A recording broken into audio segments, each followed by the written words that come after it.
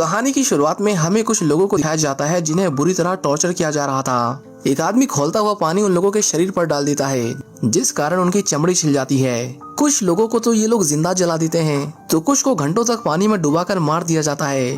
Christopher Ferreira नाम के एक प्रीस्ट भी उन्हीं लोगों में से एक थे, जिन्हें उन लोगों को टॉर्चर होते हुए देखते रहने के लिए मजबूर किया जाता है, क्योंकि उनके कहने पर ही इन सब लोगों ने क्रिश्चियन धर्म को अपनाया था, जिसकी इन्हें सजा मिल रही है। साल 1663 वो समय था जब जापानी लोग अपने देश में किसी भी रिलीजन को फैलने नहीं देते थे, और जो कोई भी अपना धर्म बदलने की कोशिश करता था उसे ये लोग मौत के घाट उतार देते थे।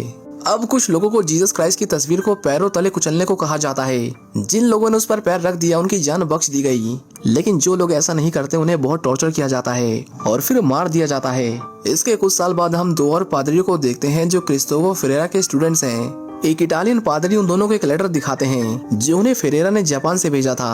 उसे पढ़कर उन्हें पता चलता है कि फेरेरा जापान में अपना धर्म बदलकर ईसाई से बुद्धिस्ट हो गए थे। ये सुनकर उन दोनों को यकीन नहीं हुआ, क्योंकि फेरेरा जीसस के लिए अपनी जान दे देते, पर वह कभी उन पर अपना विश्वास नहीं खोते। वो जापान जाकर उनसे मिलना चाहते थे, पर वो इटालियन पादरी उन्हें ऐसा करने की परमिशन नहीं देते। वे कहते हैं कि वो जगह ईसाइयों के लिए बहुत खतरनाक है। अगर तुम दोनों वहाँ गए तो तुम्हारे साथ भी वही होगा जो फादर फेरेरा के साथ हुआ है। लेकिन इसके बावजूद वो दोनों वहाँ जाने की जिद करते हैं, जिसके बाद पादरी मान जाते हैं। अब अगले दिन वो दोनों एक चाइनीज आदमी के पास जाते हैं जो उन्हें गैर कानूनी तरीके से जापान ले जाएगा। रास्ता बताने के लिए वे लोग अपने साथ एक जापानी आदमी को भी ले लेते हैं। इस आदमी का नाम किचिरो है और इसके परिवार को भी जापानी लोगों ने ईसाई धर्म अपनाने के लिए जिंदा जला दिया था। कई दिनों के सफर के बाद वो तीनों जापान पहुंचते हैं, जिसके बाद किचिरो दबे पांव पानी में उतरता है और उन्हें चुपचाप अपने पीछे आने को कहता है। उसके पीछे चलते चलते किचिरो अचानक कहीं गायब हो जाता है। उन्हें लगा कि उसने उन्हें धोखा दिया है, पर ऐसा नहीं था। कुछ देर बाद कुछ जापानी लोग मशाल लिए उनके पास आए और उन्हें बताया कि वो जापान में हैं। वे कहते हैं कि ये जगह आप लोगों के लिए सेफ नहीं है, हमें यहाँ से निकलना होगा इससे पहले कि वो लोग हमें देख लें। जिसके बाद सेबेस्टियो और फ्रांसिस्को चुपचाप उनके पीछे चलते रहते हैं। एक बूढ़ा आदमी उन्हें बताता है कि अब यहाँ पहले से कहीं ज्यादा क्रिश्चियंस को मारा जा रहा है, इसलिए हमें छुपकर रहना पड़ता है। उन्हें लगा कि जीसस ने उनकी प्रार्थनाएं सुन ली, इसलिए उन्होंने इन पादरियों को उनकी मदद के लिए भेजा है। उनमें से एक, जिसका नाम सेबेस्टियो है, वो देखता है कि ये लोग बहुत डरे हुए हैं। वो पूछता है कि इतने बड़े खतरे में आप लोगों ने अब तक भी जीसस को अपने अंदर कैसे जिंदा रखा है। जिस पर गांव वाले उन्हें बताते हैं कि वो छुप छुप कर प्रार्थना करते हैं और उनके आने से पहले जीसस से जुड़ी हर एक चीज को कहीं छुपा देते हैं, जैसे कि उन्होंने एक तस्वीर को चटाई के नीचे छुपा रखा था। सेबेस्टियो को पता चला कि यहाँ क्रिश्चियन की खबर देने वाले को 100 चांदी के सिक्के दिए जाते हैं और किसी पादरी की खबर देने वाले को 300 चांदी के सिक्के दिए जाते हैं। सेबेस्टियो कहता है हमें दूसरे गांव में भी जाना होगा, उन्हें भी पता होना चाहिए कि हम यहाँ हैं। वह उनसे फादर फेरेरा के बारे में भी पूछता है, लेकिन गांव में किसी को भी उनके बारे में नहीं पता था। अब अगले दिन गांव वाले उन दोनों को एक झोपड़ी में ले जाते हैं जहां एक सीक्रेट चेंबर था। वह सेबेस्टियो और फ्रांसिस्को को बताते हैं कि जब हम दरवाजे को 2 बार खटखटाएं तभी दरवाजा खोलना, इसके अलावा चाहे बाहर कुछ भी हो आप लोग बाहर मत आना। अब सेबेस्टियो और फ्रांसिस्को कई दिनों तक अंदर ही छुपे रहते हैं और धीरे धीरे फ्रांसिस्को का सब्र टूटता जा रहा था। वह गुस्से में कहता है कि ये लोग कितने डरे हुए हैं, डर ने इन्हें अंदर ही अंदर खा लिया है और हमें ये भी नहीं पता कि फेरेरा जिंदा है भी या नहीं। यहाँ किसी ने उनका नाम तक नहीं सुना। पर सेबेस्टियो उसे समझाता है कि इन लोगों का हमारे अलावा कोई नहीं है। अगर हम इन लोगों के साथ नहीं खड़े होंगे तो ये लोग जीसस पर अपना विश्वास खो देंगे। वो किचिरो को नागासाकी भेजकर उसे फेरेरो के बारे में पता लगाने को कहता है, पर फ्रांसिस्को उसे कहता है कि हम उस शराबी पर भरोसा नहीं कर सकते, वो तो हमें यहाँ लाने के बाद दोबारा कभी दिखा भी नहीं। अब इसी तरह उन्हें छुपते हुए काफी दिन बीत जाते हैं, जिसके बाद एक दिन फ्रांसिस्को परेशान होकर बाहर निकल जाता है और वह दोनों खुले आसमान के नीचे लेट जाते हैं। जब वे धूप ले रहे थे तभी फ्रांसिस्को की नजर कुछ लोगों पर पड़ती है जिन्होंने उन्हें देख लिया था, जिसके बाद वो दौड़कर तुरंत अंदर छुप जाते हैं और डर के मारे पूरे दिन बाहर नहीं आते। शाम को उन्हें बाहर से कुछ लोगों की आवाज आती है जो उन्हें बाहर आने को कह रहे थे, लेकिन उन लोगों ने अब तक दरवाजा खटखटाकर सिग्नल नहीं दिया था, जिस वजह से दोनों पादरी बाहर नहीं निकलते। अब सेबेस्टियो को लगा कि हो सकता है कि वो दूसरे गांव से हो, इसलिए वो फ्रांसिस्को के लाख समझाने के बाद भी बाहर निकल जाता है और उन्हें वापस जाने से पहले रोक लेता है। वे देखते हैं कि उन्हें सच में मदद की जरूरत थी। सेबेस्टियो ने उनके छिले पैरों की मरहम पट्टी की और उनकी सलामती के लिए ईश्वर से प्रार्थना की।